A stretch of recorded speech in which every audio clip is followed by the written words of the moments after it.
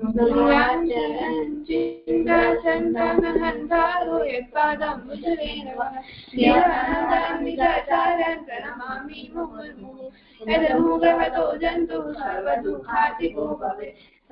सर्वदा वन्दे श्रीमद्वल्लभनन्दनम् अज्ञानातिमिरान्धस्य ज्ञानाञ्जनशलाकया चक्षुरुन्मीलितं येन तस्मै श्रीगुरवे नमः।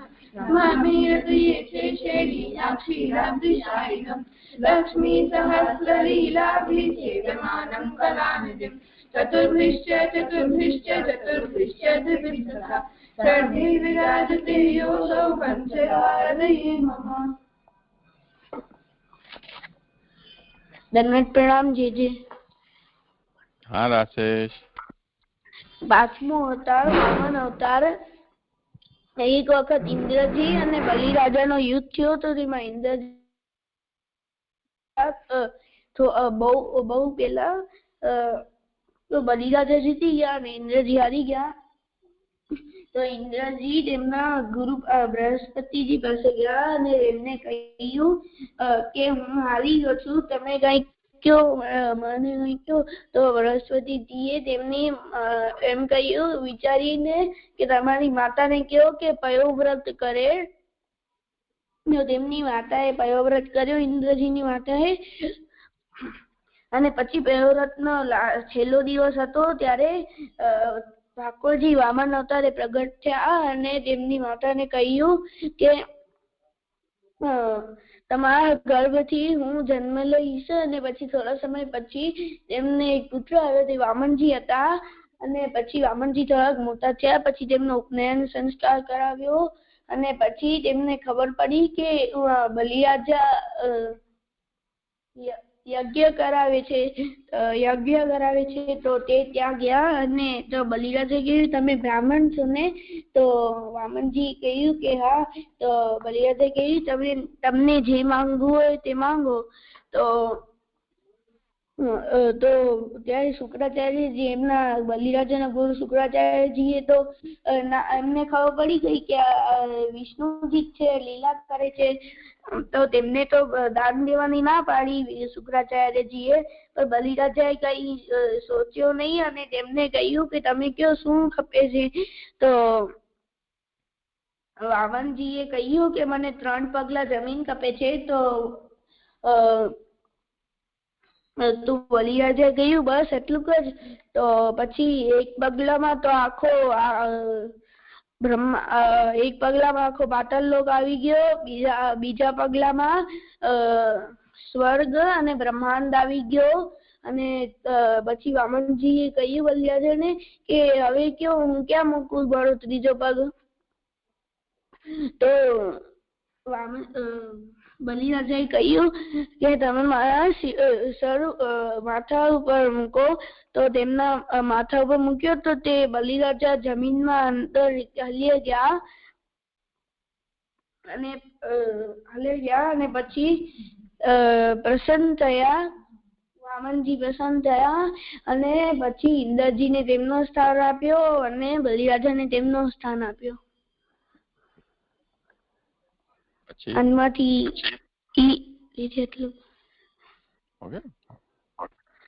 આનમાંથી શીખ મળે છે કે આપણે આપણા ગુરુની આજ્ઞાનું પાલન કરવું જોઈએ।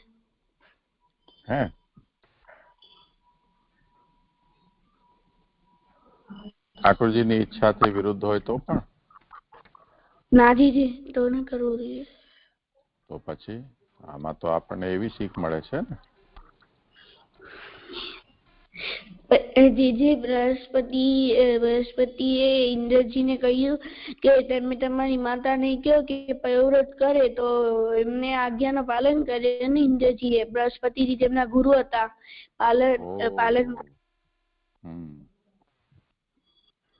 બલિરાજાએ તેમના ગુરુનું પાલન ન કર્યું શુક્રાચાર્યજીનો। તો આપણે કયા ગુરુ સમજવાના? એ તો બોલ્યો નહીં તો પછી ગડબડ થઈ જાય ને। તો જો એકે પાલન કર્યું એકે પાલન ન કર્યું તો હવે શું પાલન કરવું શું નહીં કરવું એ કેમ નક્કી થાય? જે આપણા માર્ગની વાત હોય કે ઠાકોર આપણા માર્ગ દીદી ફોન આવ્યો આપણા માર્ગની વાત હોય કે ઠાકોરજી કે કોઈ સાચી કે સારી વાત હોય તો આપણે પાલન કરવું જોઈએ અને માર્ગની બહારની વાત હોય તો આપણે ન કરવું જોઈએ. તો પછી આપણે ગુરુ કહેવાઈએ ને પછી તો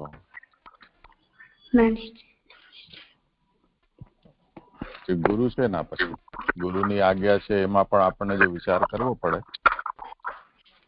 કે આવું હોય તો કરાય ને આવું હોય તો ન કરાય તો પછી આપણે જ ગુરુ થઈ ગયા ને ગુરુ ના ગુરુ.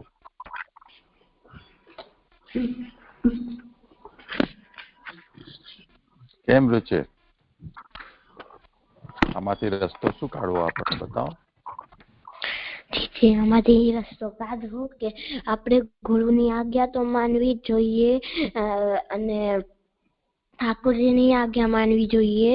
એટલે આપણે બેઉની આજ્ઞામાંથી નથી કરી શકતા. આપણે બંનેની આજ્ઞામાંથી વચમાં જે રસ્તો નીકળે ને એ કાઢવો જોઈએ. જેમ કે એક વાર્તામાં હતો ને એક ગોપાલદાસજીની વાર્તામાં હતો કે એમને આખો એમને મહાપ્રભુજીએ એમને આજ્ઞા કરી કે અંદર તમને જોવાનું નથી અને ઠાકોરજીએ આજ્ઞા કરી કે તમે આંખ ખોલીને મને પડદા નાખો તો ફરકો તો એમને એટલે પંખો નાખો એમ કીધો તો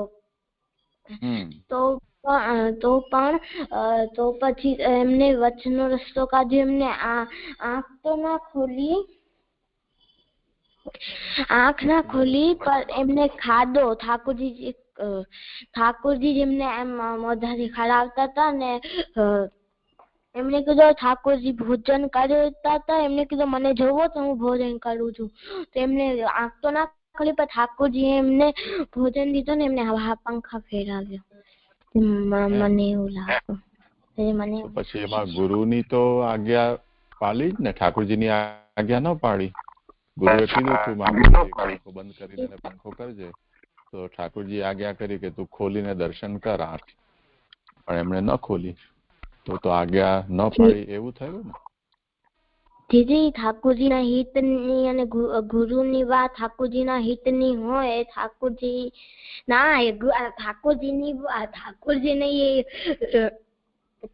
ઠાકોરજી માટે જ ઈ આજ્ઞા કરી હોય એટલે તો પછી ગુરુની આજ્ઞા માનવી જોઈએ.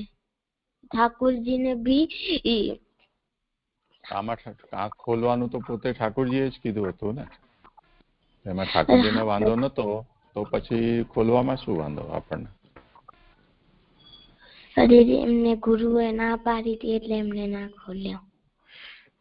ઠાકોરજીની તો ન માની ને વાત. દીદી એમના માટે જ એમ કર્યો હતો ને કે આપણે ઠાકોરજીને જ વાંધો નથી. મહાપ્રભુજીએ ઠાકોરજી માટે આંખ બંધ કરવાનું કીધું હતું. પછી ઠાકોરજી એમ કે છે કે મને વાંધો નથી તું આંખ ખોલીને ને કર પંખો. પછી તો એવી વાત રહી નહીં.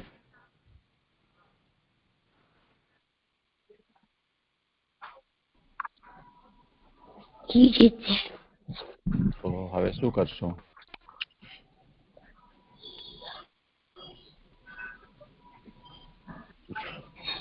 રાશેષ તું કઈક રસ્તો કાઢવા નથી. તું તો બહુ ચતુર છો.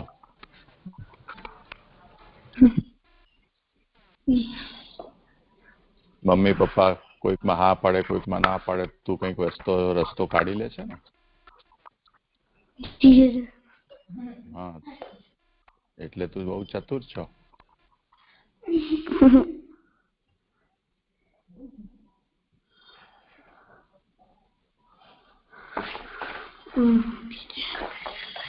દીદી મને વચનો રસ્તો શું કાઢો ખબર નથી પડતી.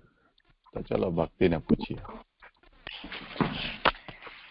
મને એવું લાગે છે કે પેલા તો ઠાકોરજી અને ગુરુની એટલે કે સૌથી પહેલા ગુરુની આજ્ઞા છે તો એનું પાલન કરવું જોઈએ, પણ ગુરુએ જે આજ્ઞા કરી એનાથી વિરુદ્ધ ઠાકોરજીની આજ્ઞા હોય તો આપણે ઠાકોરજીની આજ્ઞાનું પાલન કરવું જોઈએ, કેમ કે એમ નવરત્નમાં પણ એમ ઠાકોરજીએ કહ્યું, મહાપ્રભુજીએ કહ્યું છે કે ગુરુની આજ્ઞાને તમે નહીં માનો તો ચાલશે, કેમ કે ઠાકોરજીની આજ્ઞાનું પહેલે પાલન કરવું જોઈએ. પણ ક્યારેક ઠાકોરજી આપણી પરીક્ષા લેતા હોય તો પછી આપણને જેમ રુચિરે જે વાર્તા કહી એનામાં ઠાકોરજી આપણી પરીક્ષા લેતા હતા, કેમ કે જે વસ્તુ આપણા સુખ માટે આપણે જે ઠાકોરજી એમને જે આંખ ખોલવાનું કહેતા હતા એ એમના સુખ માટે હતી કે ઠાકોરજીના દર્શન કરી શકે, તો એના સુખ માટે આપણે સેવા નથી કરતા, આપણે સેવા પ્રભુના સુખ માટે કરીએ છીએ. તો એટલે અહીંયા જે એમને ગુરુની આજ્ઞાનું પાલન કર્યું કે ઠાકોરજી એમને જે પરીક્ષા લેતા હતા એવી રીતે. અને એક મહાભારતનો પણ એમ એક્ઝામ્પલ આવે છે કે મહાભારતમાં જે અશ્વત્થામા હતા એમણે પાંડવોના 5 પુત્રને મારી નાખ્યા હતા, તો પછી જયારે દ્રૌપદીના સામે એમને લઈ ગયા તો દ્રૌપદીએ કહ્યું કે તમને જે કરવું એ કરી નાખો, તો ઠાકોરજી એમને એક આજ્ઞા કરી કે તમે આને મારી નાખો કેમ કે એમણે હત્યા કરી છે.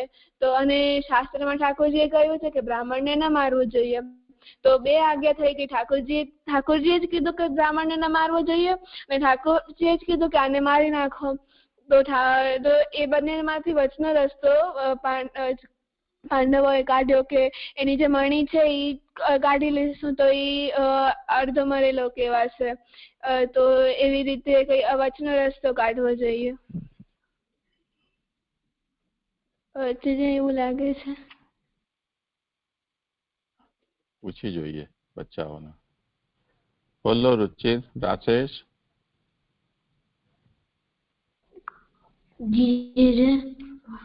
શું લાગે છે ભક્તિનો જવાબ? વચનો કાઢવો જોઈએ. અચ્છા, શું રસ્તો કાઢ્યો બતાવો. ભક્તિએ મહાભારતનો એક્ઝામ્પલ લીધો તો કે ઠાકોરજીએ કીધું હતું શાસ્ત્રોમાં કે બ્રાહ્મણને મરાય નહીં ને ઠાકોરજી પછી એ છે કે આને મારી નાખો, તો પાંડવોએ તેમની મણી જ કાઢી નાખી એટલે તેમને અડધો માર્યો ને અડધો ન માર્યો. અચ્છા. અને તેમની હા, અને આનો રુચિરે જે દાખલો આપ્યો ગોપાલદાસજીનો એમાંથી શું સમજાયું, એમાં શું કર્યું? એમાં કહ્યું કે ઠાકોરજી કહેતા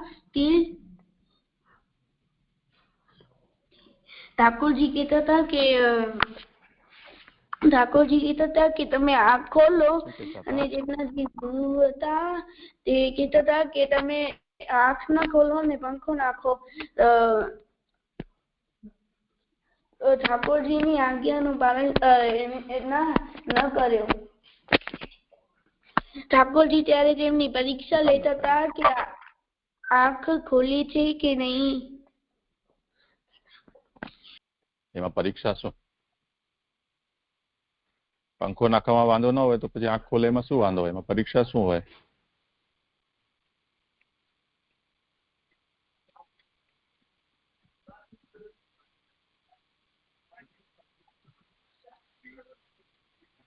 શું પરીક્ષા શું લેતા હતા?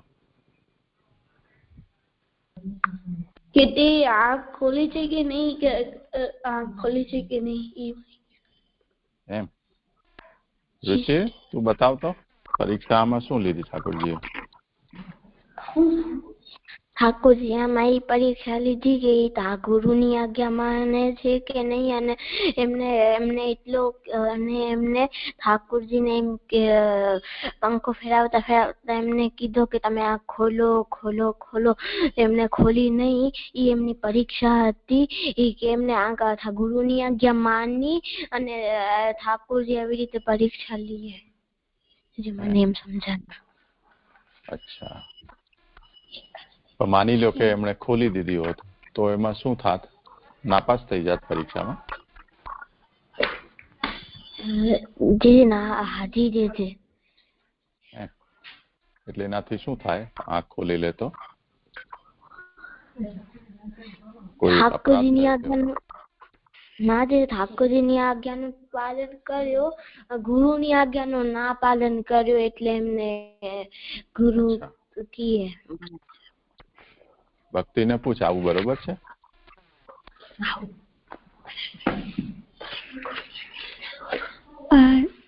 જે મને થોડું સમજાય છે કે જે અગર એમણે ઠાકોરજીની આજ્ઞાનું પાલન કર્યું તો પછી એનામાં ઠાકોરજી એટલે કે એમ કહેવાય છે કે જયારે આપણે ઠાકોરજીને ભોગ ધરીએ, ટેરો લાગે, જયારે આપણે ઠાકોરજીના દર્શન ન કરવા જઈએ. એક વાર્તાજીમાં પ્રસંગમાં પણ આવે છે કે ગોસાઈજી પધાર્યા હતા, એક વૈષ્ણવના ઘરે પધાર્યા હતા, તો એમણે એમ કહ્યું કે કોઈ આપના માટે તો બધા સમય ઠાકોરજીના જ છે. તો એ જયારે ગયા ઠાકોરજીના દર્શન કરવા, પ્રભુજી ગોસાઈજી પધાર્યા તો ઠાકોરજી દૂધ આરોગતા હતા. તો પછી ગોસાઈજી પાછા પધારી ગયા બારે. તો એમને એમ તેરામાં ઠાકોરજીના દર્શન ન કર્યા. તો એ તો ગુરુ હતા, એમને તો ઠાકોરજી એમના પર કૃપા કરી હતી. તો એમ કહેવાય છે કે ન કરવા જોઈએ આપણે ઠાકોરજીના દર્શન. તો ત્યારે એટલે મહાપ્રભુજીએ જે વૈષ્ણવ ગોપાલદાસ છે એમને ના પાડી કે તમે છે એ આંખ ના ખોલજો. પણ ઠાકોરજી એમની પરીક્ષા લીધી કે આ ખોલે છે કે નથી ખોલતો. એમ તો એમ નિયમ છે, એટલે કે એમ કહ્યું છે કે તેરામાં ઠાકોરજીના દર્શન ના કરાય, એટલે એમણે ના ખોલ્યું. ઠાકોરજી પ્રસન્ન થયા. એટલે મને એવું લાગે છે અગર એમને આંખ ખોલી હોત તો ઠાકોરજી પ્રસન્ન ન થાત. અચ્છા, આપજો સાનવી અર્પણને પૂછીએ આમાં. તમને કઈ કેવું છે આમાં? જો 4-5 જણાએ વાત કરી ને બધી, આમાં રાસે છે કંઈક કહ્યું, રુચિરે પણ કહ્યું, ભક્તિએ પણ કહ્યું, તમને આમાં શું લાગે છે? મને આમાં એવું લાગે છે કે એમને આંખો ખોલી હોત તો એમના એ ઠાકોરજીના પ્રસન્નતામાં ના હોય. એટલે એવી રીતે ઠાકોરજી એવી પરીક્ષા લેતા હતા કે એ શું કરશે, કારણ કે આંખો ખોલી હોત તો એ ઠાકોરજીને કશું એનામાંથી એ ઠાકોરજીના પ્રસન્નતામાં નહોતું, એમના જ પ્રસન્નતામાં હતું કે આંખો ખોલીને ઠાકોરજીના દર્શન કરે.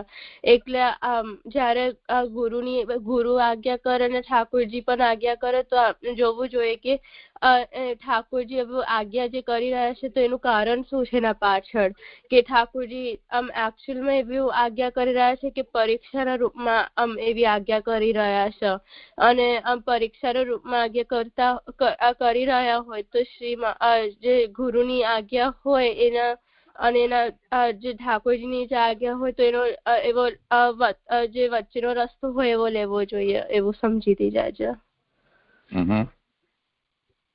અર્પણને કઈ કેવું છે?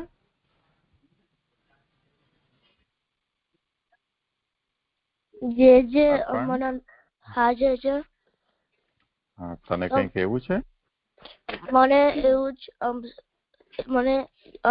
એવું સમજાયું કે અહીંયા ઠાકોરજી પરીક્ષાના રૂપે કરે છે. અને જો આપને કે આપને જો ભગવાન અને ગુરુની આજ્ઞા વિરુદ્ધ હોય તો આપને ભગવાનની આજ્ઞાનું પાલન કરવું જોઈએ. પણ કોઈક વાર પરીક્ષા રૂપે થાય છે તો જો ઠાકોરજીના પ્રસન્નતામાં હોય તો એ આપને કરવું જોઈએ, જે આપના પ્રસન્નતામાં હોય એ ના કરવું જોઈએ. એટલે આપને જો વિરોધ આજ્ઞા હોય તો જે આપને સાચું લાગે એ રસ્તો આપને કરવો જોઈએ. ચાલો, સારું બધા લોકો બોલ્યા. હવે જો એક વાત સમજી લો કે એક તો પરીક્ષા, જેમ પરીક્ષા માટે આજ્ઞા હોય તો આપણે એ વિચારવું પડશે કે આ ઠાકોરજી આ પ્રકારની આજ્ઞા કેમ કરી રહ્યા છે. કેમ કે ગુરુએ આજ્ઞા કરી છે મહાપ્રભુજીએ, તો વગર વિચારે તો ન જ કરી હોય ને. હવે આપણને એ સૌથી પહેલા વિચારવાનું આમાં કે શ્રી મહાપ્રભુજી એવી શા માટે આજ્ઞા કરી હશે કે આંખ મીચીને તમે પંખો કરજો? ભક્તિએ પણ કહ્યું કે આપણે ઠાકોરજીને ભોગ ધરીએ તો ટેરો લઈ લઈએ છીએ, ઠાકોરજીને ટેરામાં ભોગ આવે. પણ આ તો ચલો એક આપણી રીત થઈ, પણ એના પાછળ કંઈ કારણ તો હોય ને. શું હોઈ શકે કારણ?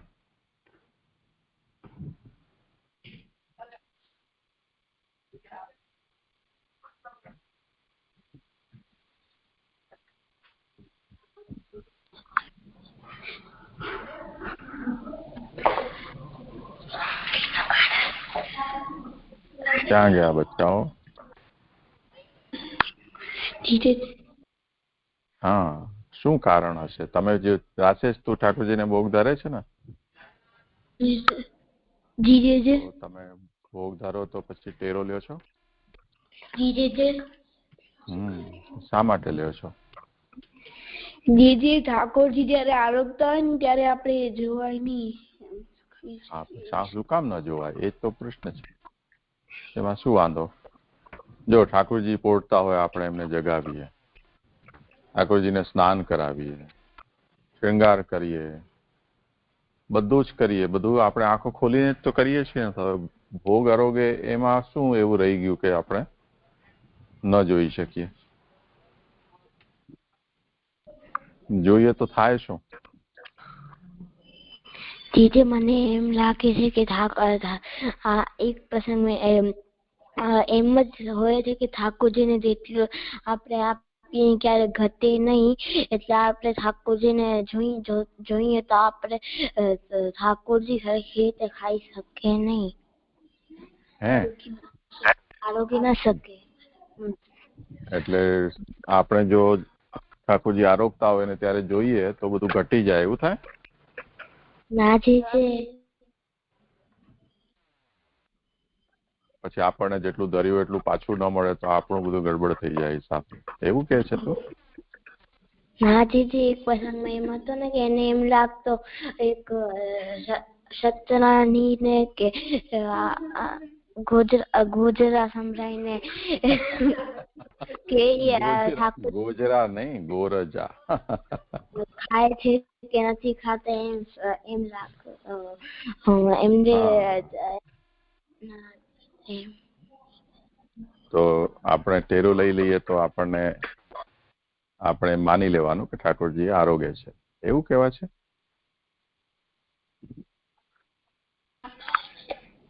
ના દીદી, ખબર ના પડી ખબર. ઓર કોઈને કઈ કહેવું હોય તો બોલો.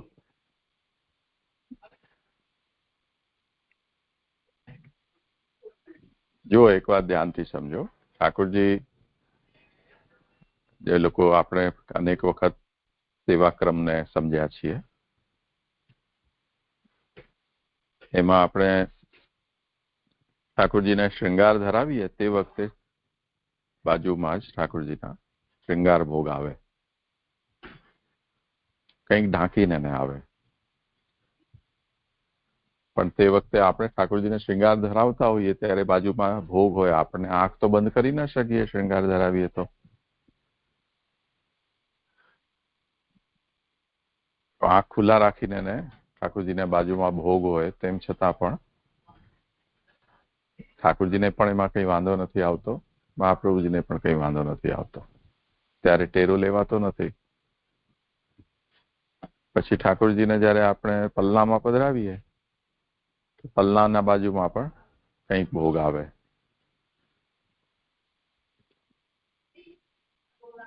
એ ભોગ આવે ત્યારે પણ ટેરો નથી લેવાતો. ભોગને પણ આપણે જોઈએ છીએ, ઠાકોરજીને પણ પલ્લામાં સાથે સાથે ઝુલાવીએ છીએ.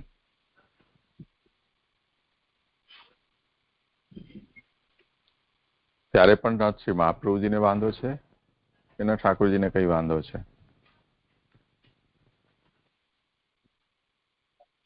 વર્ષમાં એવા બીજા પણ કેટલાક ભોગ આવે છે કે જે ભોગમાં ટેરો નથી લેવાતો. હવે જો કે કોઈક ભોગમાં આપણે ટેરો લેવાનો, કોઈક ભોગમાં નહીં લેવાનો. તો આમાં એ વાત નક્કી નથી થતી કે ક્યારે ટેવ લેવાથી ઠાકોરજીને વાંધો આવે છે, પછી મહાપ્રભુજીને વાંધો આવી જાય છે, કે ક્યારે ન લેવાથી નથી આવતું. બંને જગ્યાએ બંને પ્રકારની આપણને છૂટ જોવા મળે છે. ચાહો તો તમે ટેરો લો, ચાહો તો ન લો. તો એક વાત આમાં એ સમજવાની છે કે ઠાકોરજી જ્યારે મંગલ ભોગ જગાવીને અને તરત જે ભોગ ધરીએ, પછી રાજભોગ, એ બે ભોગની વચ્ચે ઘણી જગ્યાએ ગોપી વલ્લભ ભોગ પણ ઠાકોરજી આરોગે. તે જ રીતે સાંજે સંધ્યા ભોગ, ઉત્થાપન, શયન ભોગ, આ બધા ભોગ એવા છે કે જે ટેરામાં આરોગે છે ઠાકોરજી. ટેરામાં આરોગવાના બે કારણ છે. એક એ વસ્તુ કે જેમ બધા લોકો સાથે જમવા બેઠા હોય એ સ્થિતિમાં આપણે પણ એમની સાથે જમવા માટે બેસીએ તો બધા લોકો જમે છે એટલે આપણને એમાં કંઈ એવું ન લાગે, સંકોચ ન થાય, આપણે સંકોચ વિના જમી શકીએ.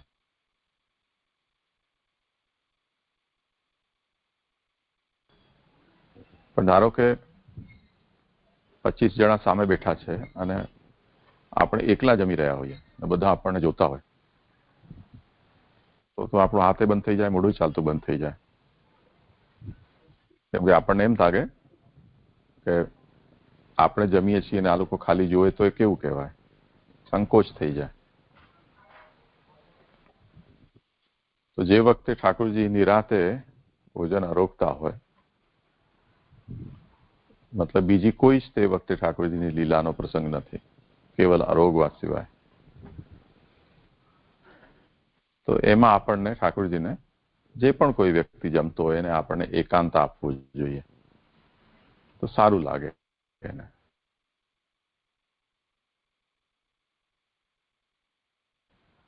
ભલે ને ગમે તેટલો નજીકની વ્યક્તિ કેમ ન હોય. બીજી વસ્તુ એ એટલે એટલા માટે ઠાકોરજીને ભોગ સમયે ટેરો લેવામાં આવે છે. આ એક કારણ થયું. પ્રાઇવેસી બધાને ગમે છે અમુક ક્રિયાઓમાં. બીજું કારણ એ છે કે ઠાકોરજી જ્યારે આરોગે છે, ભલે આપણને તે વખતે ઠાકોરજીનો લીલાનો પરિકર દર્શન નથી આપતો, પણ જ્યારે જ્યારે પણ આપણે ટેરો લઈએ છીએ તે વખતે ઠાકોરજીનો લીલા પરિકર પણ ઠાકોરજીના સાથે પધારે છે. તો શ્રી સ્વામીજી છે, શ્રી યશોદાજી છે, સખાઓ છે, ગોપીજનો છે, એ ઠાકોરજીને એ બધા આરોગાવે છે. તો ઠાકોરજી તો કૃપા કરીને આપણને ટેરો ન લો તો પણ આરોગીને એને દર્શન આપે, પણ એમનો પરિકર જે છે એમને સંકોચ થાય તો એમને પણ આપણને એકાંત પ્રાપ્ત થઈ જાય ઠાકોરજીની સેવા માટે. એમના માટે પણ આપણને ટેરો લેવાનો આવશ્યક છે. તો હવે જો ગોપાલદાસજીને તો ઠાકોરજીએ જ આજ્ઞા કરી કે તું હું ભોજન કરું છું, દર્શન કર, આંખ ખોલ. તો એમણે કદાચ ખોલ્યું હોત તો મહાપ્રભુજી નવરત્નમાં એમ કહ્યું છે કે સેવા ગુરુની આજ્ઞા પ્રમાણે કરવી, પણ ઠાકોરજી જો વિશેષ આજ્ઞા કરે તો ઠાકોરજીની આજ્ઞા પ્રમાણે કરવું. પછી ગુરુની આજ્ઞા આનાથી અલગ છે તો એનું ઉલ્લંઘન થઈ જશે, એનો ભંગ થઈ જશે, એવો વિચાર નહીં કરવો. ઠાકોરજીની આજ્ઞા પ્રમાણે કરવું, કેમ કે જે કંઈ પણ છે એ બધું ઠાકોરજી માટે છે.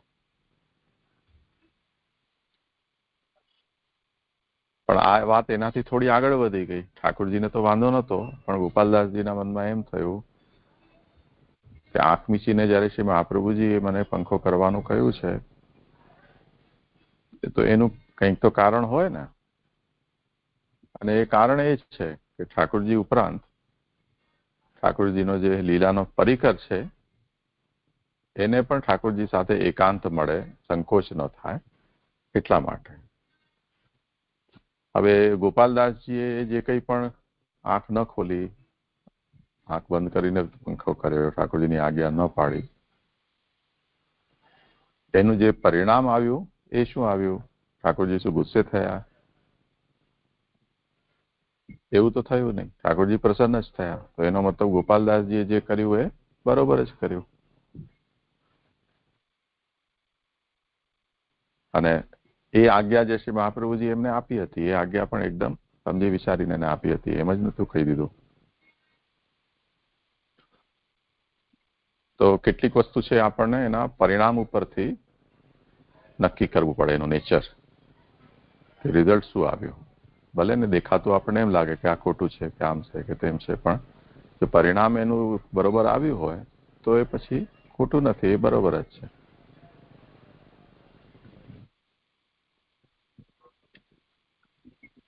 તો જો બે પરીક્ષાના બે અહીંયા સ્વરૂપ થઈ ગયા. એક પરીક્ષા જે તમે કહી રુચિરે કે ઠાકોરજીએ આંખ ખોલવા માટે એટલા માટે કહ્યું કે ઠાકોરજી એમની એ પરીક્ષા લેવા માંગતા હતા કે જુઓ ગોપાલદાસ ગુરુની આજ્ઞા પાળે છે કે એનાથી વિરુદ્ધ આચરણ કરે છે. તો એમણે ગુરુની આજ્ઞા પાળી એટલે એ પરીક્ષામાં પાસ થઈ ગયા. આ એક કારણ છે. એ રીતે પણ સમજી શકાય. પણ હવે એમાં જો આપણે એમ વિચાર કરીએ કે ગુરુએ ઠાકોરજીના સુખ માટે આજ્ઞા કરી હતી આંખ નીચેને પંખો કરવાની, એમાં જો ઠાકોરજીએ જ આંખો ખોલવા માટે કહ્યું હોય તો પછી પરીક્ષાનું કારણ એ તો ન જ હોઈ શકે કે ઠાકોરજીને શેમાં સારું લાગે છે. નહીં તો આજ્ઞા જ ન કરે ને. તો હવે એનું બીજું કારણ આપણને શોધવું પડશે કે ઠાકોરજી સિવાય પણ અહીંયા ઠાકોરજીનો લીલા પરિકર સેવામાં પધારે છે જ્યારે ટેરો લઈએ છીએ તો એમને સંકોચ ન થાય અને એમને ઠાકોરજી સાથે એકાંત મળી રહે એટલા માટે આંખો મીચીને પંખો કરવાનું કહ્યું હતું. અને ગોપાલદાસજીએ એ જ વિચાર કરીને આંખો ન ખોલી એટલે ઠાકોરજી પણ પ્રસન્ન થયા. સમજાયું?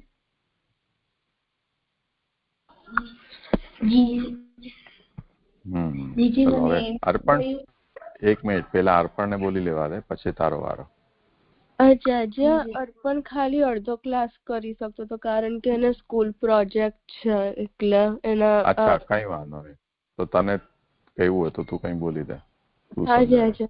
એટલે જયારે ઠાકોરજીને ટેરો આવે ત્યારે એ ઠાકોરજી તો દર્શન આપી દે પણ એમને ત્યારે જે પરિકર આવે એનો વિચાર કરવો જોઈએ. એટલે એમને પણ એકાંત મળી રહે એના માટે ઠાકોરજીના જે સુખ માટે એવા દર્શન ના કરવા જોઈએ. એટલે જયારે ઠાકોરજી આજ્ઞા કરી કે આ ખોલો અને દર્શન કરો તો એમાં તો ઠાકોરજીનું સુખ નહોતું અને જે પરિકરો એમનું પણ સુખ નહોતું. એટલે એવો જે શ્રી મહાપ્રભુજી આજ્ઞા કરી હતી એ જે ગુરુની આજ્ઞા હતી એનો વિચાર કરીને એમને આંખ નથી ખોલી કારણ કે એમાં તો એમનું જ ઠાકોરજીનું સુખ નથી પણ એમ પોતાનું સુખ છે. એટલે એનો વિચાર કરીને એમને ઠાકોરજીની આજ્ઞા ના માની અને જે ગુરુની આજ્ઞા હતી એ માની. એટલે આમાંથી એવું સમજવું જોઈએ કે જયારે ઠાકોરજી એવી રીતે પરીક્ષા કરતા હોય તો ત્યારે ગુરુની આજ્ઞા કરવી જોઈએ. અને જો પરીક્ષાના રૂપમાં ના હોય એટલે આપણે પહેલા સમજવું જોઈએ કે ઠાકોરજી કેવી રીતે આજ્ઞા કરી રહ્યા છે. તો પરીક્ષાના રૂપમાં ના હોય તો ઠાકોરજીની આજ્ઞાનું પાલન કરવું જોઈએ. એટલે એવી રીતે સમજવું જોઈએ કે કેવી રીતે ભગવાન આજ્ઞા કરે છે કારણ કે આ જે પ્રસંગ છે એમાં તો ઠાકોરજી પરીક્ષાના રૂપમાં એવી રીતે આજ્ઞા કરે છે. એટલે ગુરુની આજ્ઞાનું પાલન કરવું એટલે એવું સમજી જાય છે. હવે બોલ રાશેષ. જીજી મને એમ સમજાયું કે ઠાકોરજી ની પરીક્ષા રીતે આપણે પરીક્ષા લેતા હોય તો આપણે ઠાકોરજીની આજ્ઞાનું પાલન ન કરવું જોઈએ અને પરીક્ષા રીતે ન લેતા હોય તો આજ્ઞાનું પાલન કરવું જોઈએ. એ તો બરોબર છે. પરીક્ષા અહીંયા આ ઉદાહરણમાં પરીક્ષા શું હતી? ये आँख आँख न खोलनी आँख न खोलनी। अच्छा अच्छा हाँ चलो रुचिर तू जवाब दे भाई परीक्षा आमा શું હતી જે મહાપ્રભુજી આંખો બંધ કરવાની આજ્ઞા શા માટે આપી? જે મને એમ લાગે છે કે ઠાકોરજીના કરવું હોય તો એમને એના માટે બી સમય આપવું જોઈએ એટલે આપણે એમને ત્યારે જોવાય નહીં એટલે અને ત્યારે એમને અને મહાપ્રભુજી એમને જોવાની આજ્ઞા ના પાડી હતી અને બીજો એમ કારણ માની શકાય કે ઠાકોરજીની એમ આજ્ઞા કરી કે એમની આજ્ઞા કેવી રીતે આપણે જોવાની એમની પરીક્ષા રૂપે આજ્ઞા કરી હોય તો આપણે પરીક્ષાની જેમ જ કરવાનું પણ ઠાકોરજીએ આજ્ઞા દીધી હોય પરીક્ષાની જેમ નહીં આજ્ઞા દીધી હોય કે એક્શન આમ અહીંયા કરવાનું છે તો ત્યારે એને ઠાકોરજીની આજ્ઞા પહેલા માનવી ખપે ગુરુથી અને એમ સમજાય એવું સમજાય ભક્તિ? જે મને આમાં એવું સમજાય છે કે આપણે જે પણ આપણે આજ્ઞાનું પાલન કરતા હોઈએ એના પહેલા આપણે જેનો પાછળનો જે રીઝન છે જેનું કારણ એને આપણને પેલા સમજવું જોઈએ. તો અહીંયા પહેલા તો ગોપાલદાસને મહાપ્રભુજીએ આજ્ઞા કરી કે આંખ મીચીને પંખો ઠાકોરજીને કરવો તો એ ગોપાલદાસજીને થયું કે ઠાકોર હવે આજ્ઞા કેમ કરી હશે તો એમાં એક તો એવું થાય કે આપણે ઠાકોરજીને તેડો લગાડો તો એ તેડો આપણે ઠાકોરજી ભોગ આરોગ્ય ત્યારે આપણે તેડો લગાડીએ છીએ તો ત્યારે આપણે ઠાકોરજીના દર્શન ના કરવા જોઈએ તો આપણે દર્શન શું કામ ના કરવા જોઈએ તો એના બે કારણ આપણે કયા તો પહેલું કારણ એ કે આપણે બધાના સામે બધાના સામે ખાવામાં જરાક શરમ આવે 4-5 આપણે એકલા ખાતા હોઈએ ને 4-5 જણા આપણને જોતા હોય તો પ્રાઇવસી માટે એકાંતતા માટે એટલે ઠાકોરજીને તેડો લગાડવામાં આવે છે. અને બીજો કે જે રુચિ અને જાનવીએ કીધું કે જે પરિકરો હોય છે એમના જે પરિકરો હોય છે એમના જે એમને ઠાકોરજી સાથે સમય ઠાકોરજીને ભોગ આરોગ આવે છે તો પછી ત્યારે ઠાકોરજીને એમના સાથે રહેવું હોય તો ઠાકોરજીને તો સંકોચ નથી થતો કેમ કે અહીંયા એમ ઠાકોરજીએ આજ્ઞા કરી હતી પ્રભુદાસજીને આંખ ખોલવાની તો જે પેલો જે કારણ હતો અહીંયા નથી લાગુ પડતો પણ જે બીજો કારણ છે કે જે એમના જે પરિકરો છે ઠાકોરજીના લીલા પરિકરો એ લોકોને જરાક સંકોચ થતો બીજાના સામે આવવાનો ઠાકોરજી સાથે ઠાકોરજીને ભોગ ધરવાનો તો એટલે તો એના માટે આંખ મીચીને મહાપ્રભુજીએ એમ કહ્યું તો એવી રીતે તો એ જ વાત ગોપાલદાસજી એવી રીતે સમજ્યા કે ઠાકોરજી મહાપ્રભુજીએ કહ્યું છે તો આ બે કારણથી જ કહ્યું હશે તો એના માટે આંખ બંધ કરી અહીંયા મને એવું સમજાયું હતું. ઠીક છે ચલો બંનેને સમજી ગયા. અરે શું નામ રુચિર રાશેશ? જી હા બહુ સારું. હો ચલો અહીંયા વિરામ રાખીએ.